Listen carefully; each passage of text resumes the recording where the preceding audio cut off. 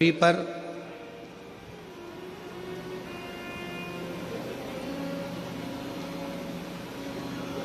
अमीर बनना बहुत सरल है।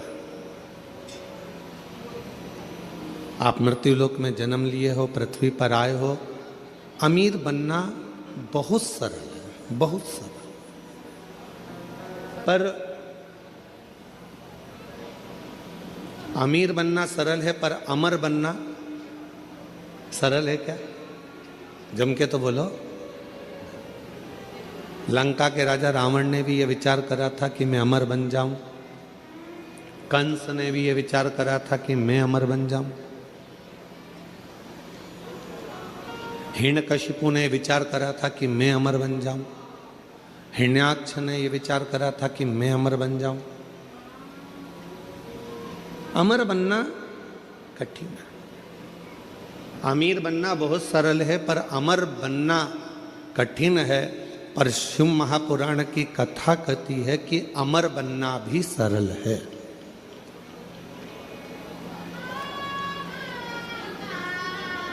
कैसे अमर हो सकते हो? जीवन मानव का मिला है, कोई अच्छा कर्म कर कर चले जाओ। मानव की देह मिली है, कोई ऐसा कर्म कर कर जाओ कि आप अमर हो जाओ। अमर।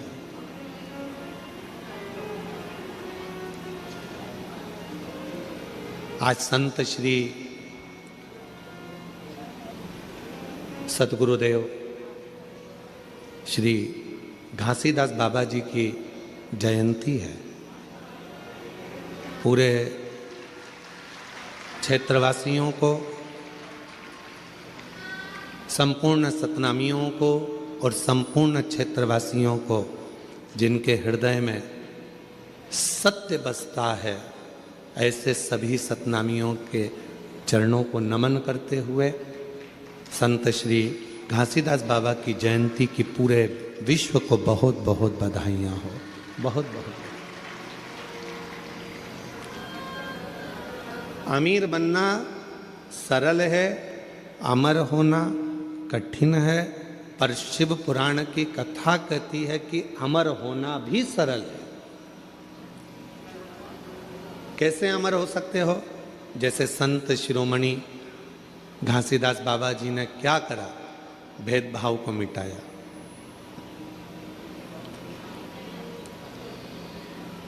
नारी के जीवन का आदर कैसे होना चाहिए, स्त्री का सम्मान कैसे होना चाहिए, संत श्री जगत गुरु गुरुदेव श्री घासीदास बाबा जी ने बताया।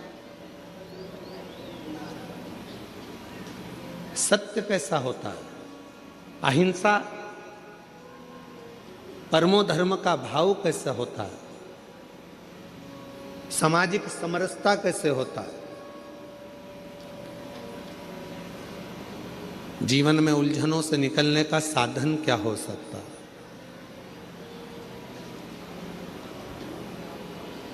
ऐसे कई संदेश संत श्री गुरु घासीदास बाबा जी ने दिए, जिसको सतनामी समाज अपने अंदर धारण करती है। अब भले संत पृथ्वी पर हो ना हो, पर वो अच्छा कर कर, दुनिया को प्रेरणा देकर, कुछ अच्छा कार्य कर कर वो अमर हो गए। आज भी पूरा विश्व, पूरा देश संत श्री घासीदास बाबा जी की जयंती महोत्सव मनाता है।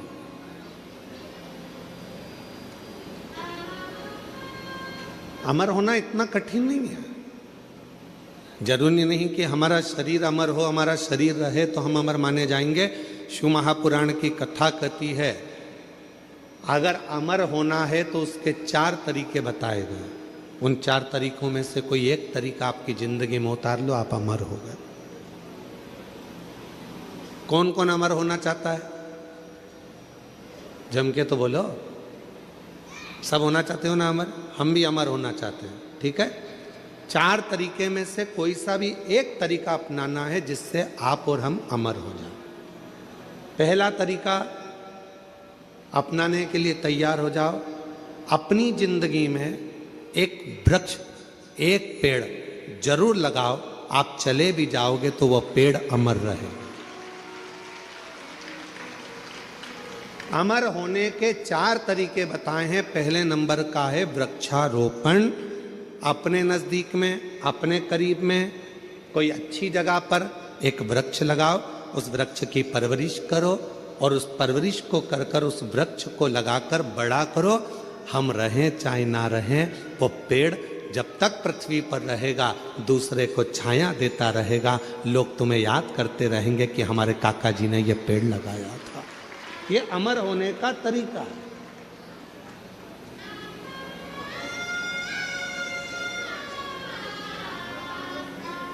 इसलिए अब की बार जो शिवरात्रि आ रही है फरवरी के महीने में, महाशिवरात्रि, उस शिवरात्रि का हमने नाम दिया है ग्रीन शिवरात्रि। ग्रीन शिवरात्रि का मतलब है कि अभी तक अपन ने शंकर जी को जल चढ़ाया, शिव जी की पूजन करी। इस वर्ष 2026 में महाशिवरात्रि के दिन सबको एक एक वृक्ष लगाना है, बेलपत्री का पौधा लगाना है, उसकी परवरिश करना है, उसको बड़ा करना है, जिससे आप और हम रहें चाहे ना रहें। पर वो बेलपत्री का वृक्ष जब बड़ा हो, उसकी पत्तियां टूटकर शिव जी को समर्पित हों और हमारी ये पृथ्वी पूरी हरी भरी हो और लोगों को ऑक्सीजन की ज़रूरत ना पड़े, वेंटिलेटर की ज़रूरत ना पड़े। हमारा पूरा देश फिर ग्रीन हो, हरा हो और हरा भरा। इसलिए अमर होने के 4 तरीके बताए। पहले नंबर पर है वृक्ष लगाओ और वृक्ष लगाने की प्रेरणा दो। दूसरे नंबर पर अमर होने का दूसरा साधन बताया। अमर होना चाहते हो तो दूसरा तरीका है, अपने बच्चे को जैसे पढ़ाते हो वैसे ही कोई गरीब का बच्चा जिसको अच्छी एजुकेशन की ज़रूरत है और उसके पास पढ़ने का पैसा नहीं है, अपने पैसे से उस बच्चे को धीरे धीरे पढ़ाना चालू करो। जब वो किसी अच्छे ओहदे पर जाकर बैठ जाएगा, समझ लेना कि आप अमर हो गए, आपकी ज़िंदगी अमर हो गई।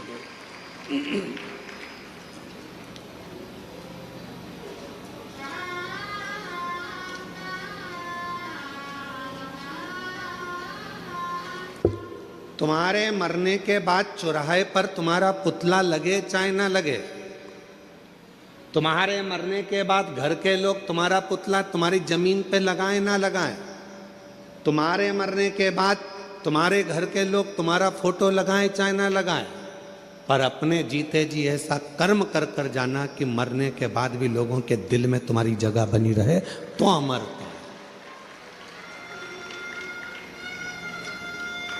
तो आप अमर, वरना अमरता का। तीसरे नंबर पर बताया कि हृदय की मिठास, प्रेम लुटाते चलो, प्रेम देते चलो, अमर। वो नेहमाय रखिए, अच्छा रखिए, व्यवहार श्रेष्ठ रखिए। और चौथा साधन बताया अमर होने का चौथा साधन, अपने बच्चों को अच्छा संस्कार देकर चलिए। जब वो बच्चे अपने संस्कारों में ढल जाएंगे तो समझ लेना कि आप अमर हो गए, आपके बच्चों के संस्कार के रूप में।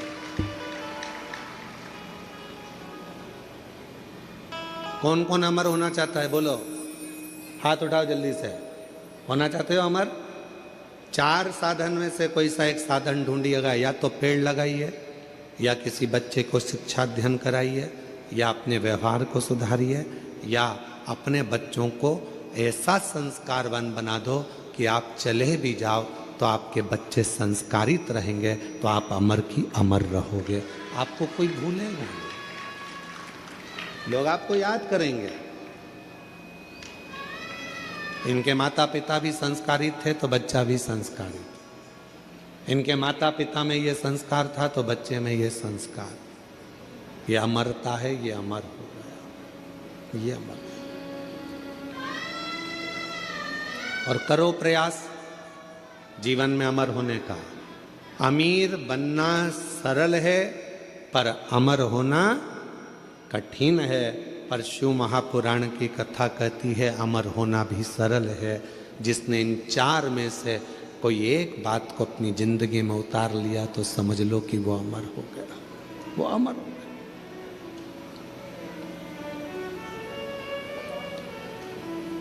अच्छा करते चलो, सबको प्रेम दीजिए, सबको करुणा कीजिए, सब पर वात्सल्यता रखिए।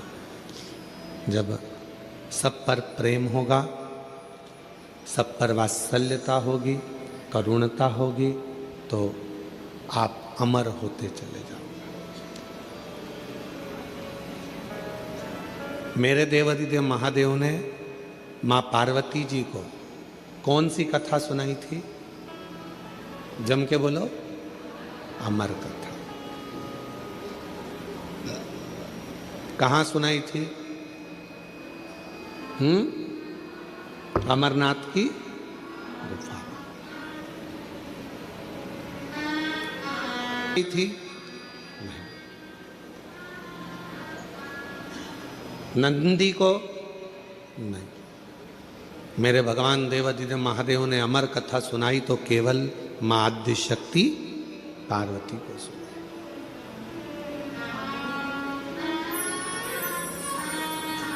क्यों सुनाई? किस लिए सुनाई? क्या कारण पड़ गया था जो पार्वती को अमर कथा सुनाना पड़ी?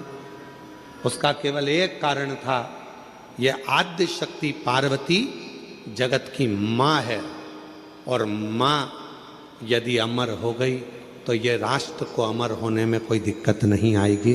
संपूर्ण विश्व अमर हो जाएगा, संपूर्ण विश्व। कथा सुन और अमर कथा क्या?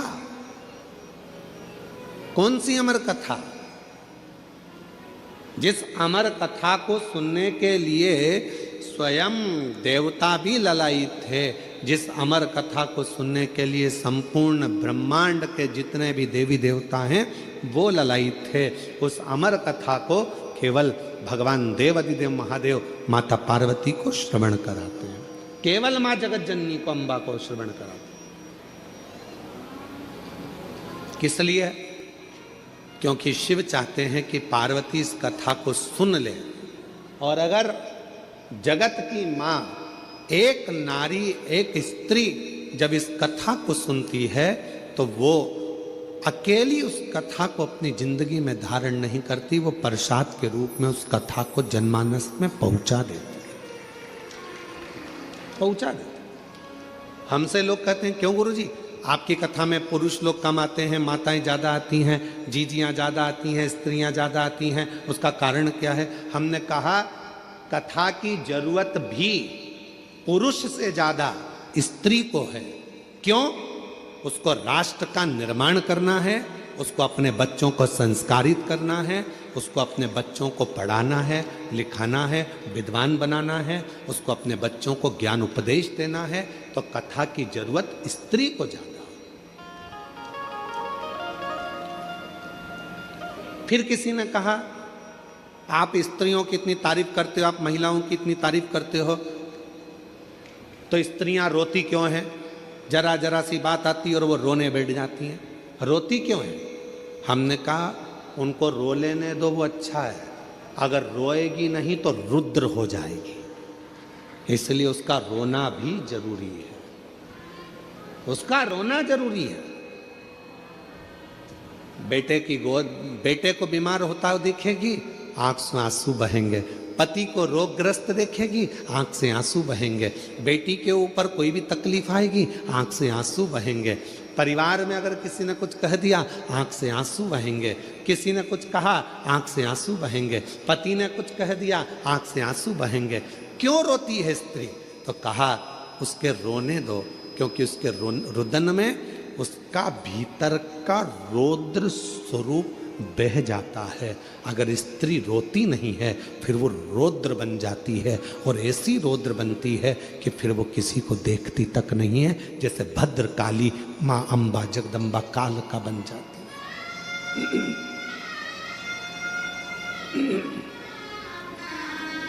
फिर वो भद्र काली बन गई, वो काल का बन गई।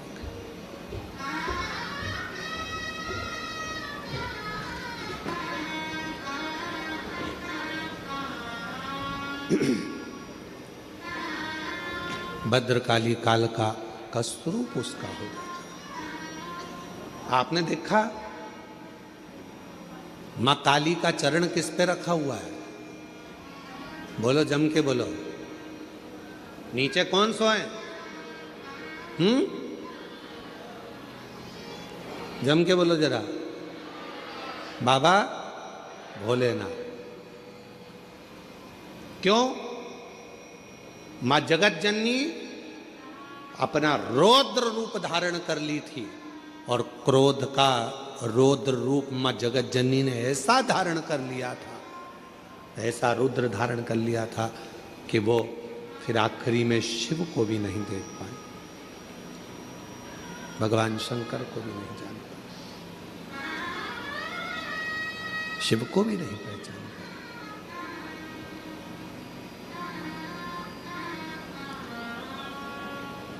तो अमर कथा पार्वती जी को, अमर कथा केवल जगत जननी जगदम्बा अम्बा पार्वती को सुनाई दी। हाँ, कथा एक स्त्री के जीवन में जब आती है तो वो कथा को जनमानस को परोस देती, परोस।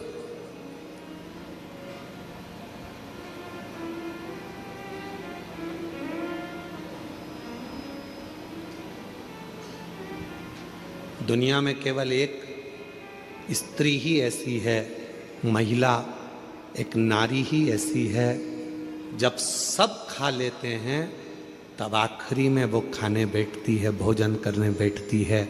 जो मिल गया उसमें भी उसकी तृप्ति होती है, नहीं मिला उसमें भी उसकी तृप्ति होती है। दूसरे को खाता हुआ, प्रेम से भोजन करता हुआ देखकर वो संतुष्ट हो जाती है, वो संतुष्ट हो जाती है। एक नारी, एक स्त्री।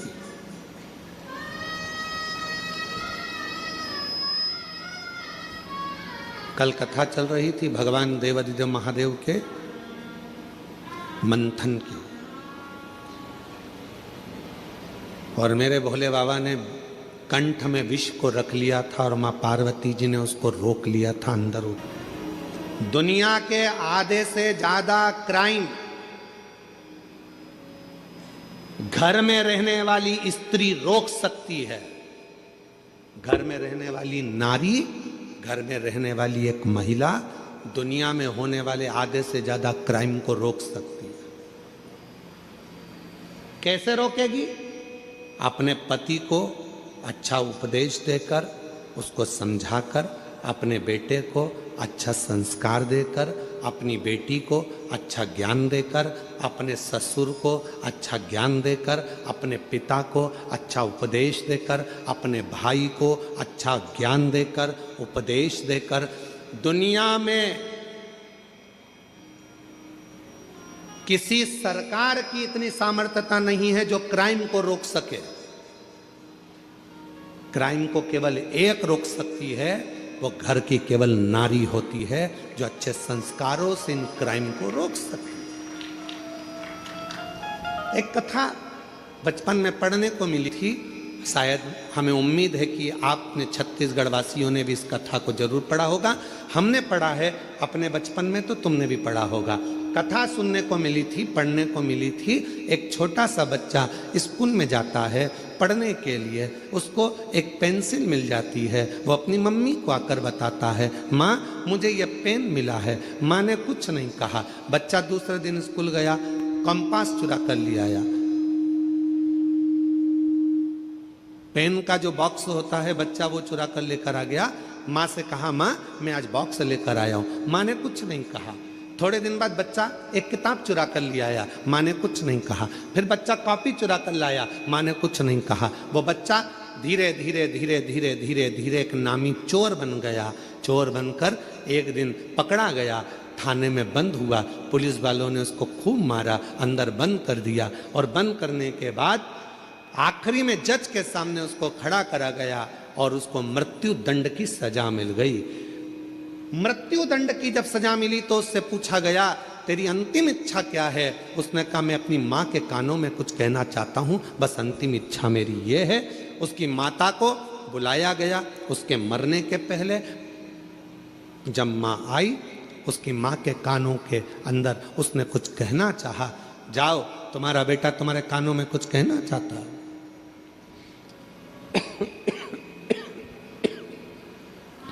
माँ ने कान आगे करा, बच्चे ने गला पकड़ रहा है माइक भाई, बच्चे ने माँ के कानों को पकड़ा दांतों से। इतना तेज उस लड़के ने अपनी माँ के कानों को काटा कि उसमें से रक्त निकलने लगा। पुलिस वालों ने उसको छुड़ाया, बा मुश्किल से वो कान दांतों से छूटा। आखिरी में पुलिस वालों ने पूछा कि ये तेरी माँ है और तूने इसको दांतों से काट दिया? तो कहा आज सूली पर चढ़ाने वाली भी ये मेरी माँ है। जिस दिन मैं पहली बार चोरी कर कर आया था, मेरी माँ मेरे गाल पर थप्पड़ मार देती तो शायद आज मुझे फांसी की सजा नहीं मिलती। आज मुझे फांसी की सजा नहीं मिलती। दुनिया में कोई ऐसी सरकार नहीं है जो क्राइम को रोक सके। क्राइम को अगर रोक सकती है तो वो घर की नारी रोक सकती है। अपने भाई को समझाकर, पिता को समझाकर, बच्चों को समझाकर, अच्छे संस्कार देकर, प्रेम देकर, स्नेह देकर अपने बच्चों को गलत जगह से रोक कर वो क्राइम को रोक सकती है। केवल एक स्त्री, केवल एक नारी।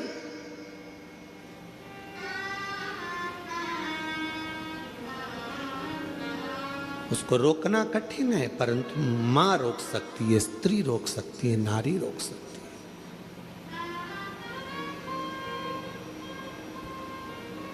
कितना विचित्र प्रसंग है। विनायक का सिर किसने काटा था? जम के बोलो जरा। गणेश जी का सिर किसने काटा था? शंकर भगवान। किसका सिर लगाया फिर बाद में? हाथी का।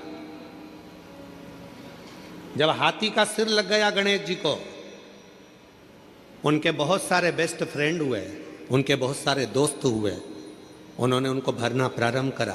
तेरा पिताजी है, तेरा सिर काट कर तेरे को हाथी का सिर लगा दिया, इंसान का लगा देते, मनुष्य का लगा देते, कैसा तेरा स्वरूप बना दिया।